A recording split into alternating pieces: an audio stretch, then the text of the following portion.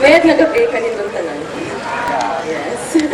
Maraming salamat po sa pagkakataong ibinigay niyo sa akin upang makapagsalita sa harap ninyong lahat. Isineselebra natin ngayon ang pagkabuhay ni Jesus na isinakripisyo upang tubusin tayo sa ating mga kasalanan. Hindi ko pa maiwasang isipin ang tatay at ang ninong ko ngayon. Kasi naisip ko, bakit ba nila kailangan mawala sa piling nating lahat ngayon? Bakit sila kailangang ipako sa krus para pagdusahan ang kasalanan na hindi naman nila ginawa? Sa 22 taon na nagsilbi po ang tatay ko sa Palawan, wala ko kayong nakita o narinig na nagbuhat ng kamay ang tatay ko at ang kanyang kapatid. Pero ngayon, na malapit na ang filing of candidacy para sa susunod na eleksyon, grabe naman po talaga ang nagagawa ng ibang tao para lang mapigil ang kanilang pagtakbo. Diba? Yes, ngayon, may warrant of arrest na para sa papa ninyo ko. Grabe nga naman talaga. Ang media, ginagamit na ng mga tao na tinanaw kong bilang pangalawang pamilya ko. 3 nga sa kanila, ninong na mga kapatid ko. Ginagamit nila ang media para sirain ang pangalan ng pamilya ko at linlangin ang mga Palawenyo. Kayo din yun. Pero ang totoo, eto.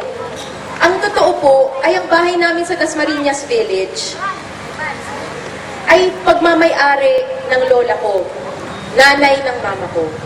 At nakatira kami doon dati kasama niya dahil wala kaming bahay sa Manila. Pero hindi naman nila yun sinusulat sa dyaryo, hindi niyo yun nakikita. Ito pa, isa pa. Ang totoo po, kung close-in bodyguard si Bumar ng tatay ko, makikilala namin siya ng pamilya ko, pati na rin ng mga kaibigan namin at kasama niya sa work. Pero hindi ko pa naman siya nakikita sa buong buhay ko.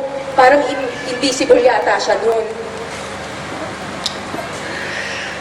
Sabi din ng media na umalis ng bansa ang tatay ko nung naganap ang pagpatay.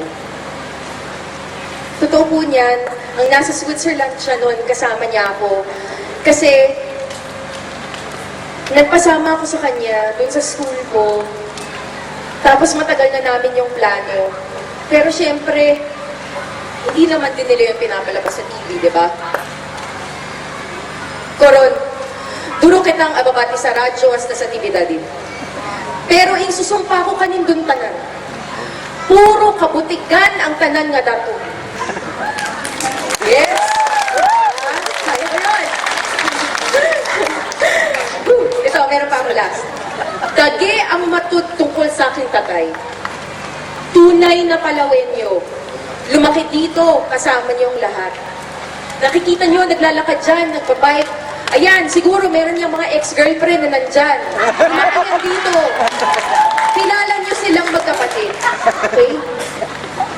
At oo, narinig na ninyong lahat. Narinig na ng marami na babaero siya. At alam din ng lahat na sabongero siya. Hindi siya santo. Hindi siya perpekto. Wala namang tao na hindi nagkakamali eh. Pero ang tatay ko, mula noon hanggang ngayon at kailanman ay hindi papatay ng tao. At kung sa huli, ang gobyerno, media at simbahan ay mahumaling sa pera upang talikuran ang katotohanan at ang kanilang paniniwala o paninindigan. Inaamin ko po sa inyong lahat na paminsan lang ako magdasal. Pero, sisimulan ko na magdasal para sa mga beach natin na may mga puting buhangin, sa mga puno natin na puputulin lahat yan, at sa mga tao na kasama kong lumaki at naging mga kaibigan ko. Sa lahat po ng pagsubok na dumating sa buhay namin, masasabi ko po sa inyo lahat na ito na yata yung pinakamahirap. At nakita po namin ng pamilya ko ang mga taong laging nandyan at hindi kami iniwan. Kaya po sa inyong lahat na nandito ngayon, maraming salamat po. Maraming salamat po talaga sa suporta ninyong lahat. Ako po si Jackie Reyes, ang panganay at paboritong anak ni JTR. Muli, magandang gabi po sa inyong lahat. Thank you.